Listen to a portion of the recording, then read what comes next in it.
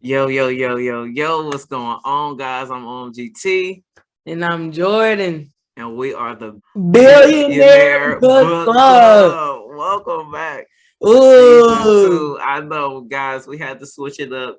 We were just brainstorming different ideas, and of course, with an anagram or what's it called, BBK, with the initials like that, you could switch it up. So we just kind of wanted to get into our song, what really stood out to us, and something that basically describes us and our uniqueness. So had to come through, you guys, and just let you know that this episode is going to be really good. All right. Let's get into it. Let's get into it. So of course, as you know, this is a book club, so it's centered around reading good information and providing value back to you guys just from what we read, and giving you inspiration on things that you can read in the future. So, with that being said, we are into business. We love business. I operate my own businesses. Jordan operates her own businesses. And when you in the business world and when you're dealing with ourselves and when we're dealing with peers, you got pros and cons. You got pros and cons. You got things that we can be doing better, things we see out in the world that could be done better, and then you got the things that we are doing good. So we're gonna get into that today. The pros and cons about running a Black business. Uh, I think that you should say what businesses you're in though, just for like newcomers or people who don't know, just so they can okay. get a feel for what you do. Okay, so I basically run two different important businesses right now in my life. I have a herbal supplement company, and I also have a used auto garage. So I'm working in the car industry, and I'm also in the supplemental industry. These are two that I've been working on for years, deep within my passions, and it's been going strong now. It's been going strong now with the car shop. We're trying to get some things together just because we're trying to rebrand and just give a newness, a newness around the business. Well, for my herbal supplements, I've been doing that for years. I'm also a herbalist. I might have said that in previous episodes before, but I am a herbalist and I make supplements. So what about you, Jordan? What are some businesses that you're in or have endeavors in? Yeah, so I would say I'm mostly an aspiring business owner, entrepreneur. I guess the main thing I would say would just be me flipping. So I've always been into like flipping things. So sneakers, I did toys for a little bit, which is kind of like you need the entrepreneur mindset for that. But yeah, I'm trying to get some positive cash flow from stocks so I could invest a lot of money into a bigger business that I want to put a lot of my time into. Right. So with big businesses or businesses in general comes big responsibility. And a lot of the times we see a lot of people talking about Black businesses, just the cons and how they, run their businesses and what they could be doing better. So we're going to give you guys both sides. We're going to give you guys things that they do good, things that we could learn from. And this goes for us as well. Like she said, she's inspiring me. I am in the field, but of course I am new. I'm young. I haven't had a business for 20 years. So this is just our opinion. We're gonna try our best to keep it transparent as possible and keep the center on our businesses. But let's get into it. So what would you say is a pro? Let's talk about the pros because we don't just want to get bad, we don't want to just straight dog our skin, folks. So what do you say that Black businesses do well in? I'm gonna say I feel like the main thing, and I feel like everyone can see it, is we just are so creative. Like we come up with ideas that nobody else is gonna ever think of in a million years. I feel like we also know how to implement like very quickly. Like we'll have an idea and we implement it extremely quick. So that's something that I feel like that no one can ever take away from our community. We are extremely creative and we're always gonna find some great idea, and we're gonna put it out there for the world to see. I definitely agree with that. And we are also so creative that sometimes we don't even get a chance to profit off of our culture. Someone else that doesn't look like us, okay, comes in and take something here or there, because we've been able to show that for years and for years and for years we are culture.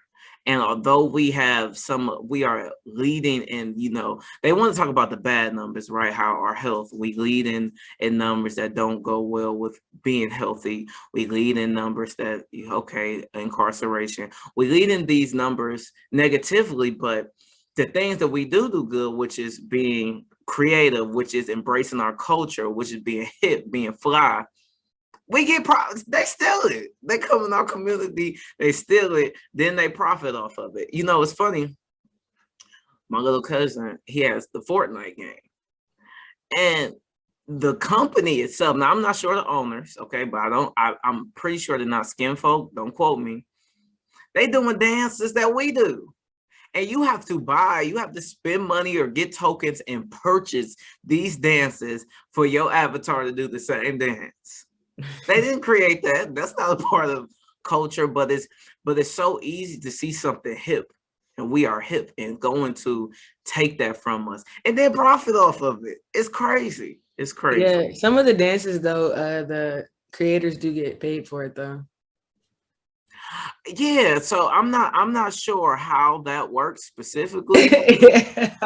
I'm not sure, but I don't, you think they're getting a larger percentage? No, we already know how that works. Like okay, so I will say when I get into the cons, I have a lot of specific things that I feel like, and the only reason I have a lot of cons is because I feel like we could just do so much better, but also it just always sends back to how we're 400 years behind, which I understand that, but no, we never get a good amount of chunk though. There's no possible way. The owner always gets the huge chunk, and then we think it's a lot of money because we've never seen it, but it's really just a little small slither. portion. Yeah, a small portion of what, because like if Nike able to pay somebody 15 million, they're making a lot billions, more. Right? They make, that's a small percentage.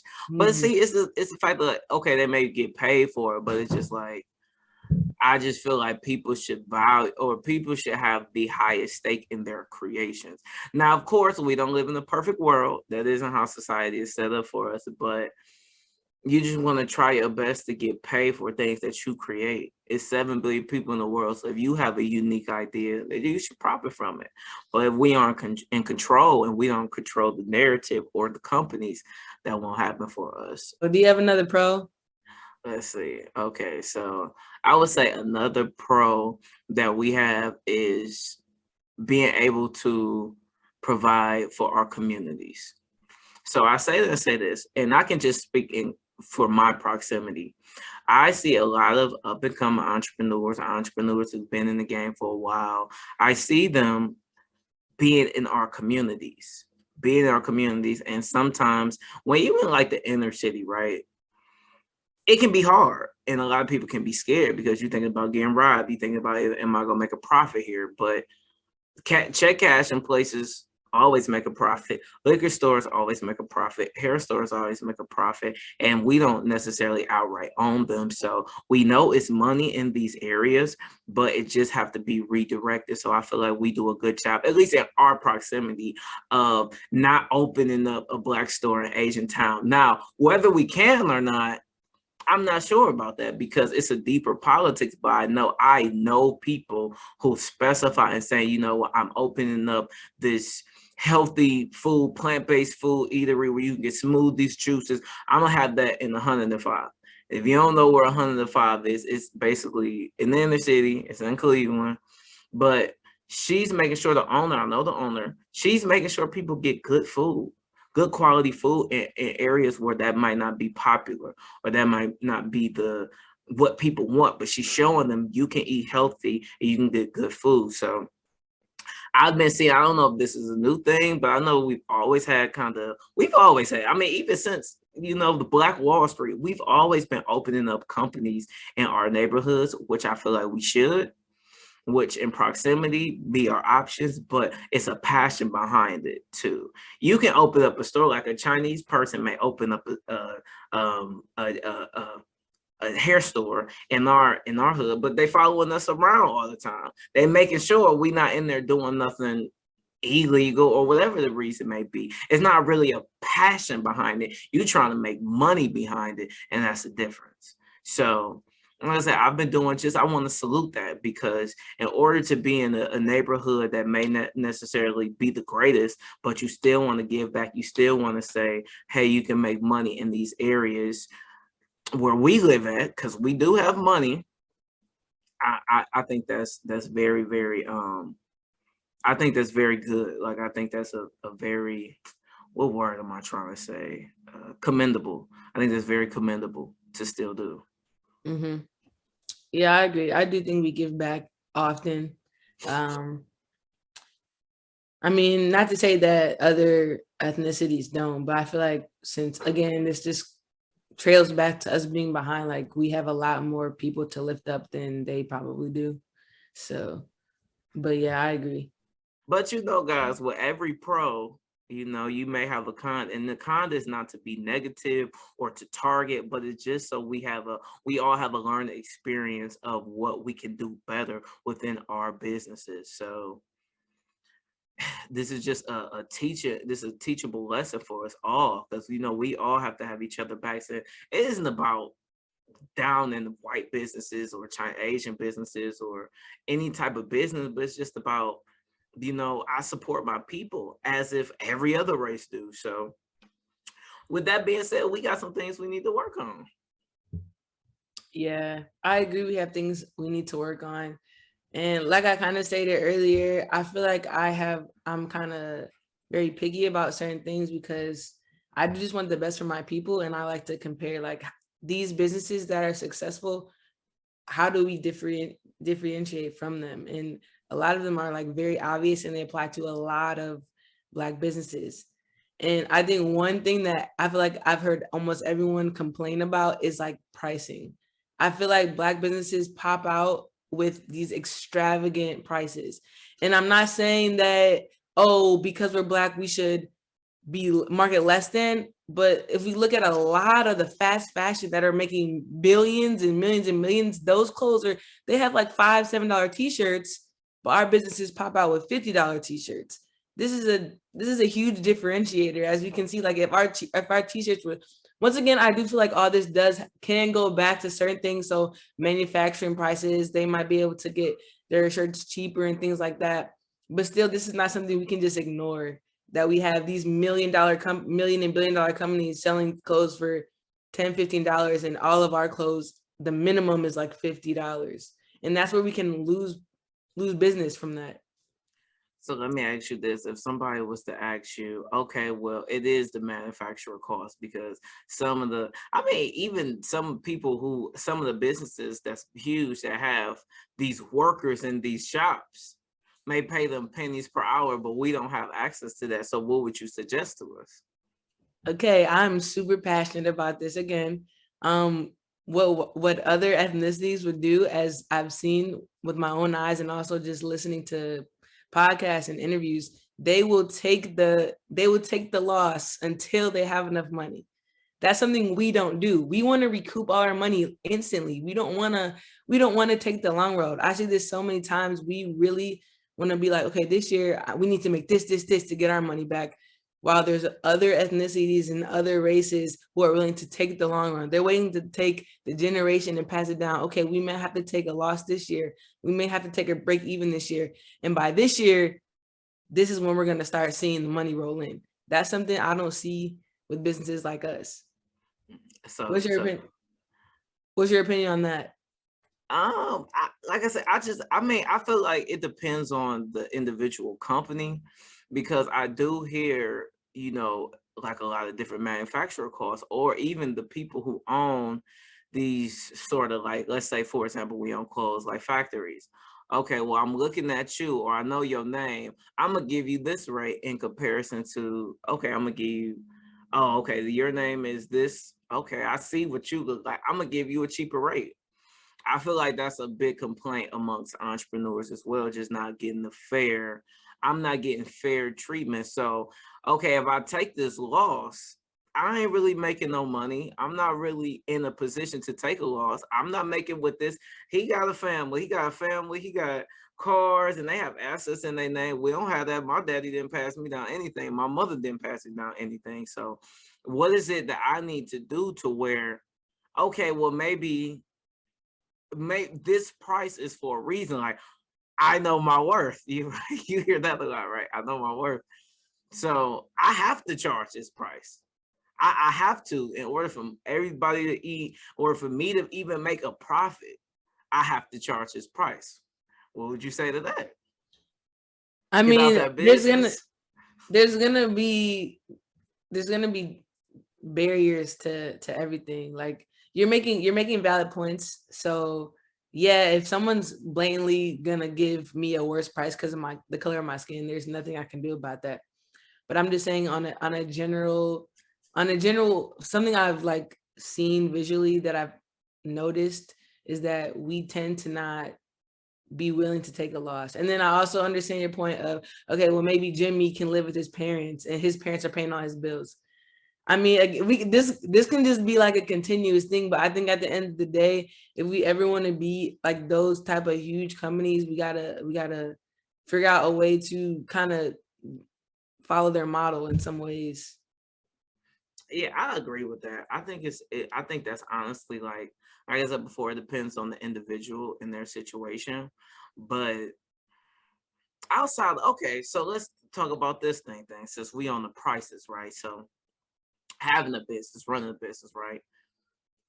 If I'm working hard, I'm dedicating myself hours of my time to make these products, hours of my time to make sure that I uh, provide valuable information, right, on my podcast, valuable vehicles to drive, making sure you're not in a slop bucket, and providing you very valuable, high quality products. Why do you feel like you can get a discount now? And this doesn't necessarily have to do with business owners, but more so like our customers, because our community is one, right? We are owners, we are customers. We're supposed to be keeping that money into our pocket. And like, there's a lot of different articles or assumptions that the black dollar don't even last 24 hours in our businesses. That's a couple hours. Then it's off, and it's making another race or another ethnicity group rich. I feel like that's a problem. And I just want to speak on that, even though like I said, I know this is about business, but we have to stop thinking about a discount. Not necessarily to say, hey, I'm talking about reasonable prices. I'm not even talking about jacked up prices, or you feel like you should be selling a hoodie for $150. No, I'm talking about I prepared you a high quality, very valuable, very helpful product.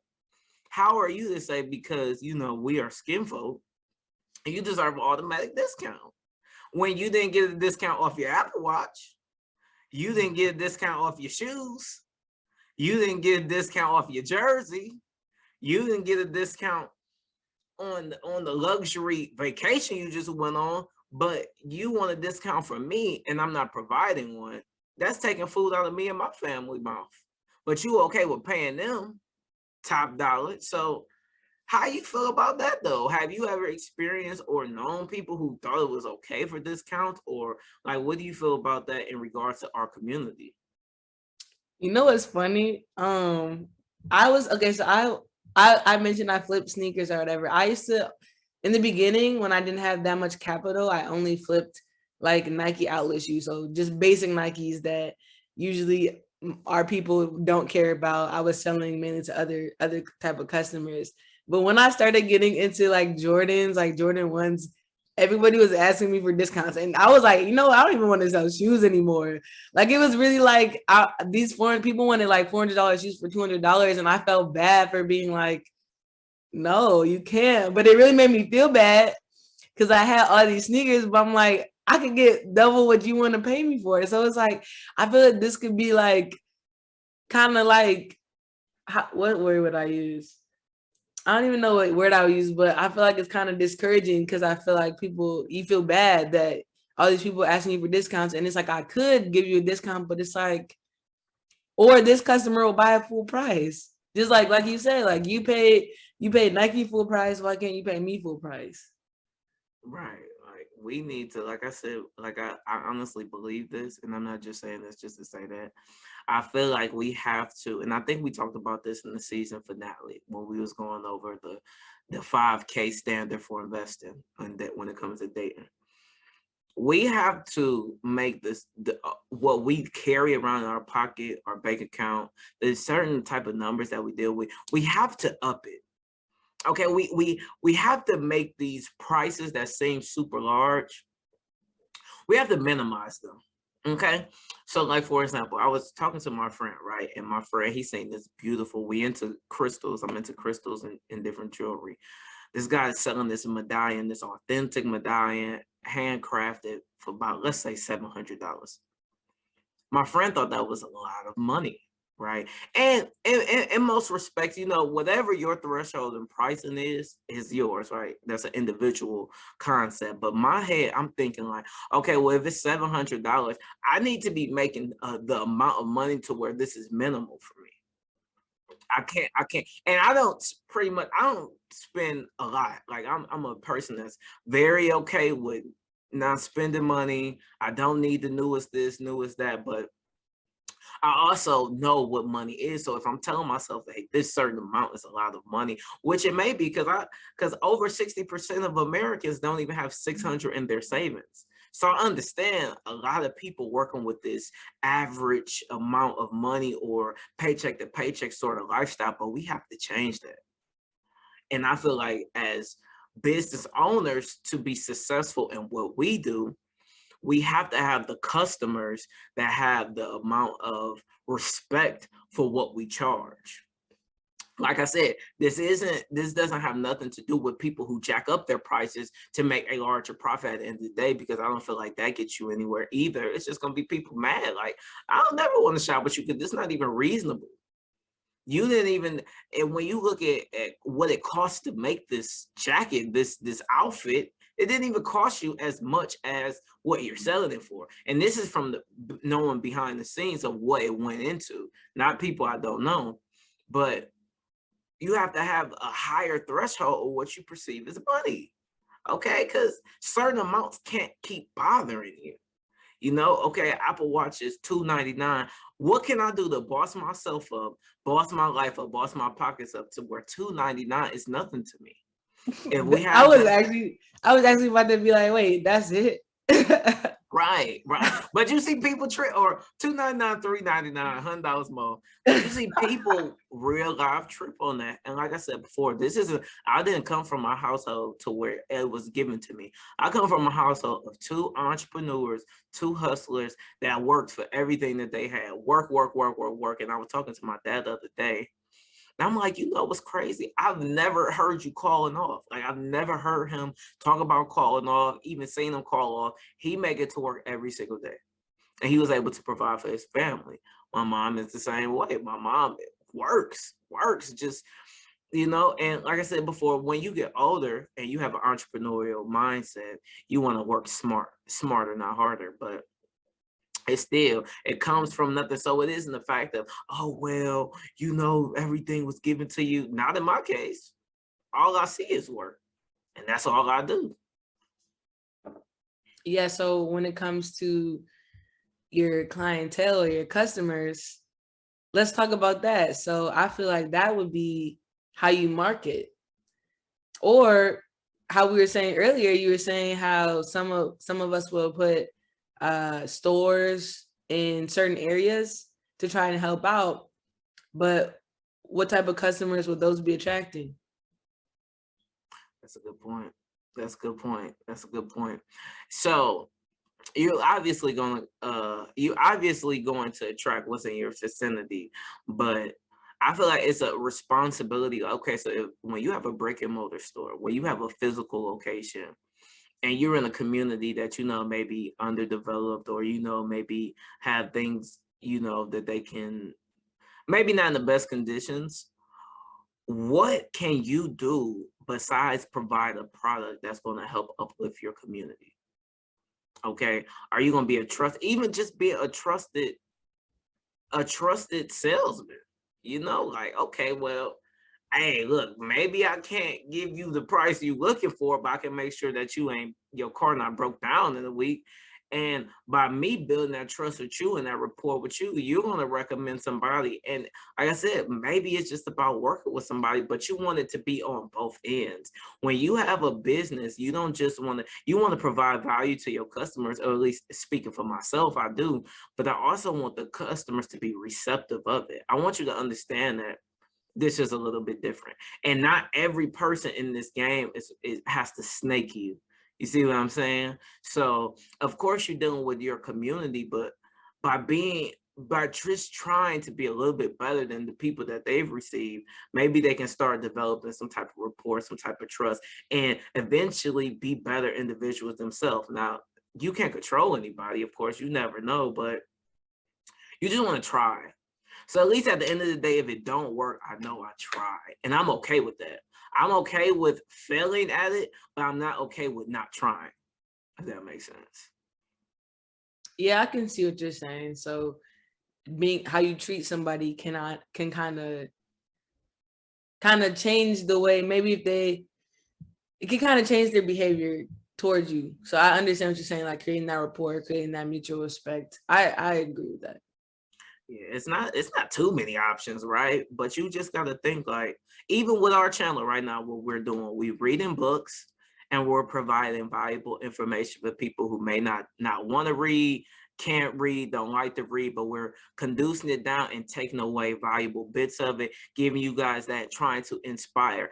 That doesn't mean we're going to get a whole bunch of book readers from this, but all we can do is try, because we know reading is such an important part, and a lot of us don't read. If a lot of us read, we would be in different situations. We would be in better situations because we can think for ourselves. A lot of the times we just let people tell us what things are and don't question anything, haven't read an outside source of it, and wondering why our life is just, we don't know what's going on with life. Like, I know people who are so lost in life. Those same people don't read, don't try. And it's not to say that reading is just a one all be all, but having a different perspective and learning about somebody's journey from this side, or learning. I mean, every time I read, it's like I'm learning something new.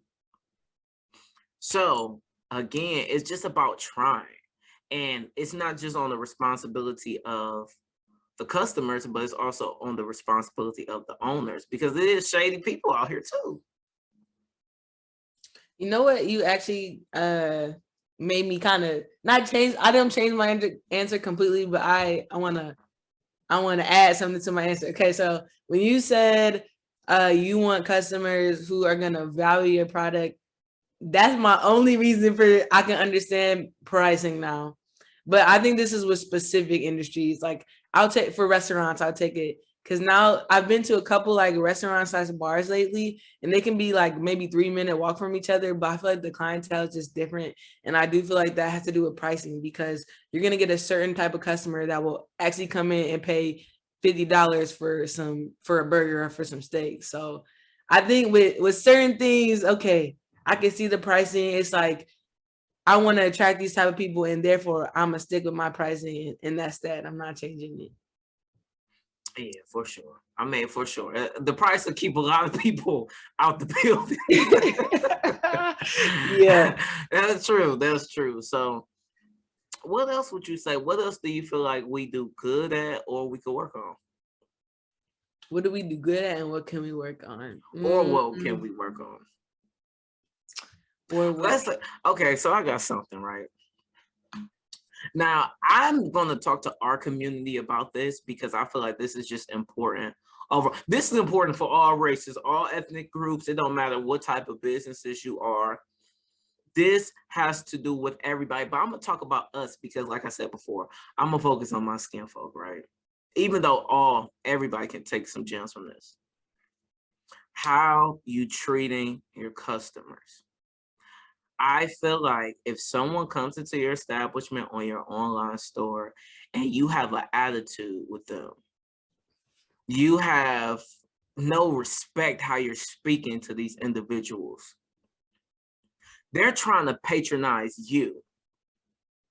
A big thing I see, and like I said before, I can only speak for us because I care about us. Okay. It's not to down us, it's just because I care about us.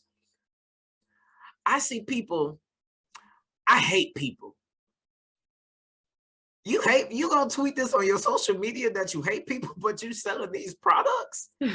We need people. If you are an entrepreneur in any sort, you need people. And you need people that feel valued. That's why they come back.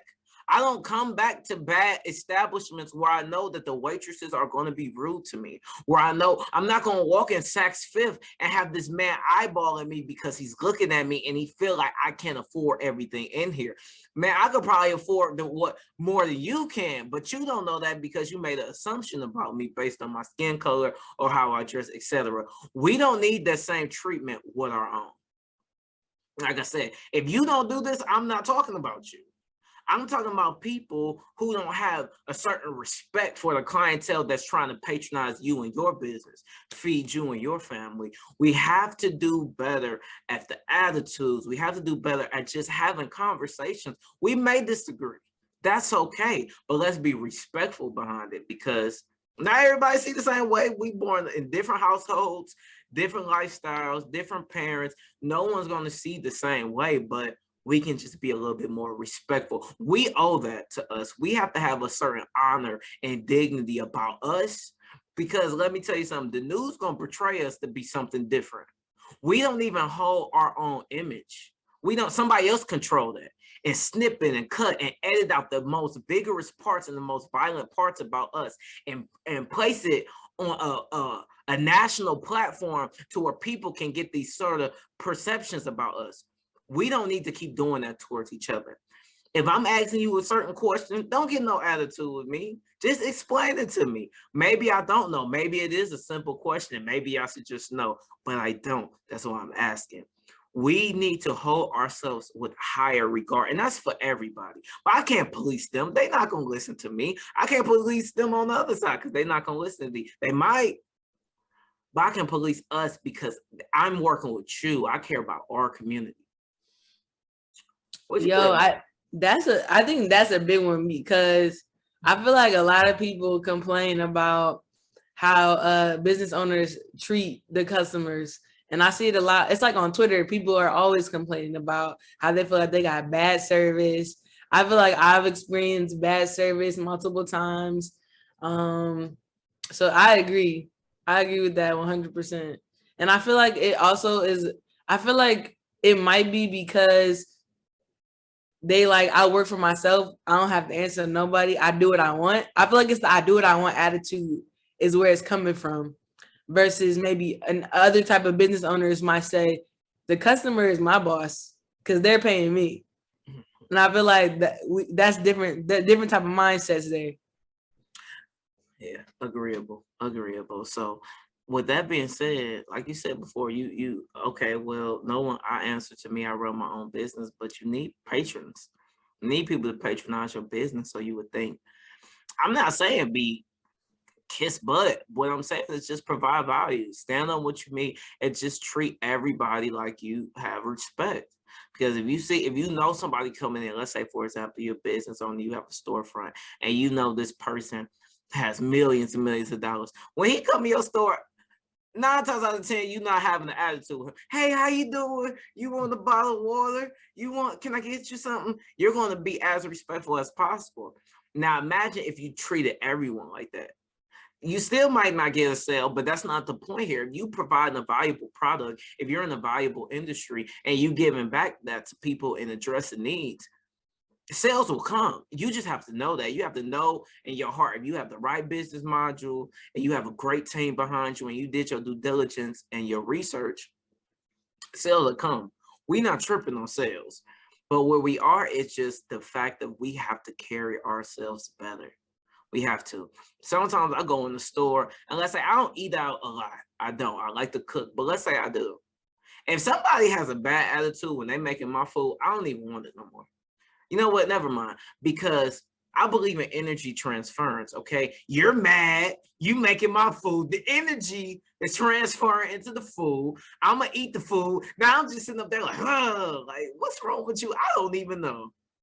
I believe in it.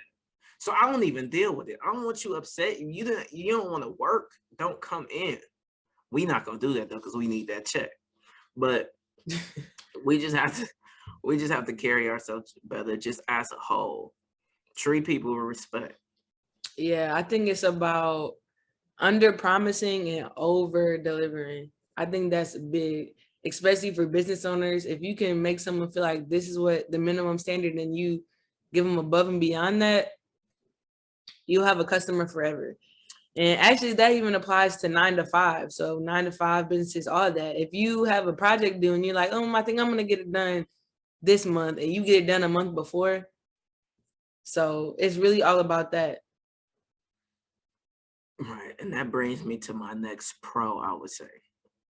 Now here, a lot of times we don't understand. So we talking about hating people, right? But what happens when you have a love for great relationships?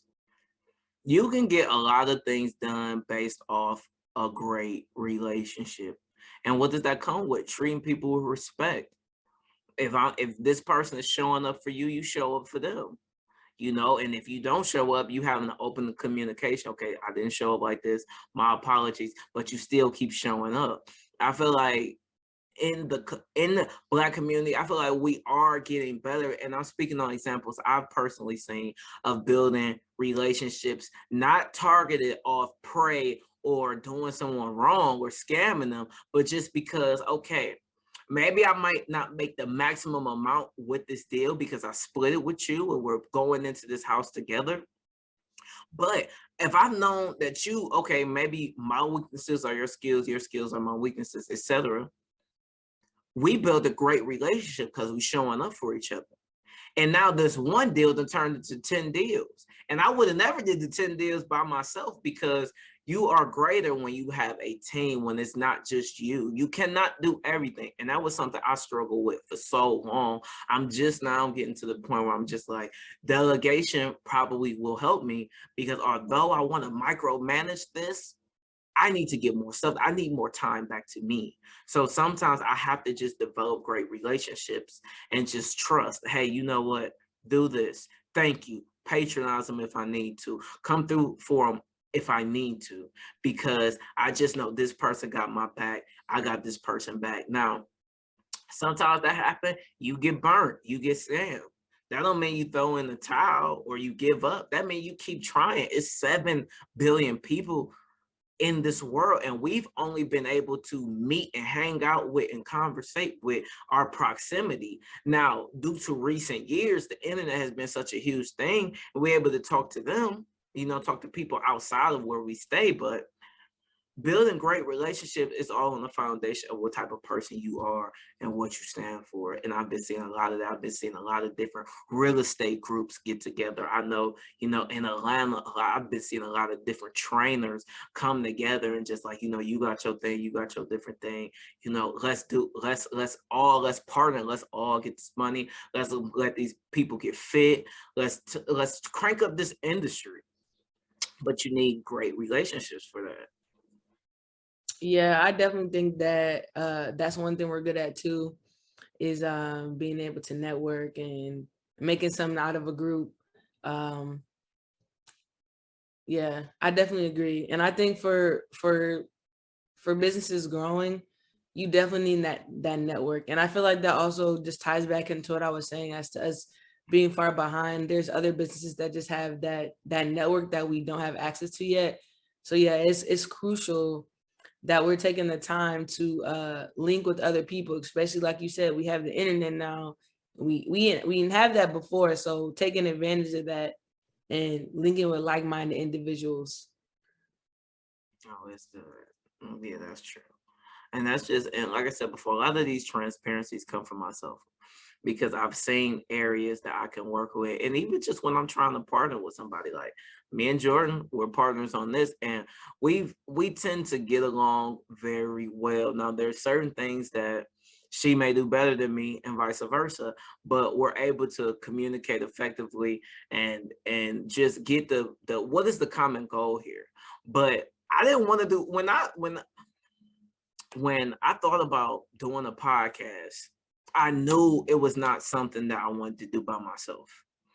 And the inspiration for Jordan is I know there's somebody who handles her business. I know there's somebody who's actually reading, not just posting books to be cute, actually reading, actually doing the things that the value that she's providing, she actually does. And it's always coming for truth. And that's the type of people you want to be around. So I knew that this was just someone just important to keep in my network, because this is somebody aspiring. We're the same age, we're on to the same different things, we have similar interests, not the same person, but we have a lot of things, in common. So this was trying to be strategic, and not just only with the podcast, but just this can build and grow into something way more, So like I said, it don't even have to be someone across the internet. It could be just somebody you think like, okay, well, I'm working on this project. Who do I feel is the best fit for this? Not just somebody who's going to pretend, or now you have to think, oh, I have to read now. Somebody who actually want to do it, who's going to get the work done, who's going to be there for me, who's going to show up even the times I don't show up, who's still going to show up, still bring hard work. It doesn't have to be someone across. You just have to think and brainstorm. Like, it was no question on who better fit the podcast. Well, and I ain't just saying that. Hey, and I ain't just saying that because you're right there. This is just how I truly feel. Just as a disclaimer. I appreciate that, but it was because of social media though, because we hadn't talked for like 6 years. So social media networking. When we went skating, that was 6 years ago. Yes. Wow. See, it don't even feel like it. That's funny. Yeah, that's very true. It was through social media. I always see her posting books. It wasn't the books like Harry Potter books. It was books I'm like, damn, like I've read that, or that sounds good. I'm just, I just knew this was somebody who wasn't for the games. And that's how we came here. So like I said, networking, and then just understanding that when you're building something, it doesn't always have to just be on you. Network, make good partnerships, be there for people, be there for yourself, and you will get further along. I truly, utterly believe that, and seen it, and it's worked for me. So you believe your network is your network? I do now. So they say, and this is what it is. So they say, have you heard the saying that hang with people who better than you? Yes. Okay, so in my circle, and this isn't to no disrespect or nothing, but it's just like, I feel like certain things were more important to me than my circle. So it took me it was very hard for me to develop like a new circle, and like, just to be transparent, still in the process of that, because you can have similar interests, but you have to do the work. You have to do the work. It's not just about, okay, I want to do this, I want to do this. What are you doing?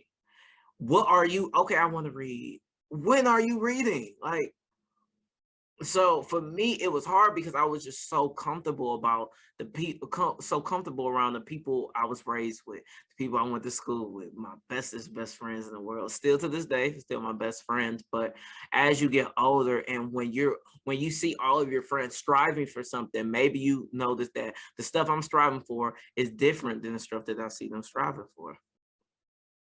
Yeah, I'm in the same boat. I feel like I don't have many people in my, I feel like I don't, besides you and maybe some people I met on the internet, I don't feel like I have many people that are doing what I'm doing to the extent that I'm doing it. I have maybe one or two other people who do what I do, but just, it's like occasional.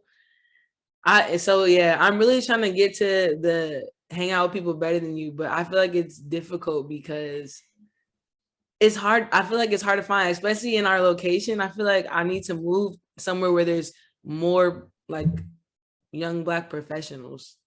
And I don't think that, and I've been told that advice. Get out of this city. Get out of this city. Get out of this city. And that is a goal of mine. But It is hard. It is difficult, especially when. And the thing about social media and where I feel like it can get hard on social media is because anybody can be what they want online. You can be whoever it is that you want to be online, but it's like even in person, I guess. I guess just dealing with people in general, it's like we have to weed out who it is that's really gonna push me. Tell it to my friends all the time. Like if you in a group of 5 and 4 people go to the gym looking their best, the likelihood of you wanting to go to the gym increases, right? Because we don't know for sure. We're not going to talk for sure, but we talk about the likelihood, and even who you hang around with could be the difference of the meals you choose.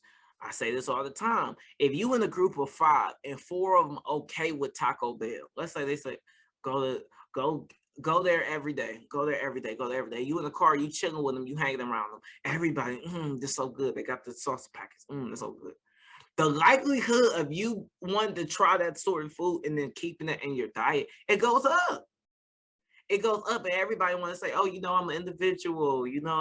No one inspires me. I do my own thing." But we're not talking about necessarily because sometimes changes happen over time. We talking about the likelihood. If you have a group of friends that go to Taco Bell, and you have a group of friends that go to Capital Grill, which is a kind of higher end a restaurant here.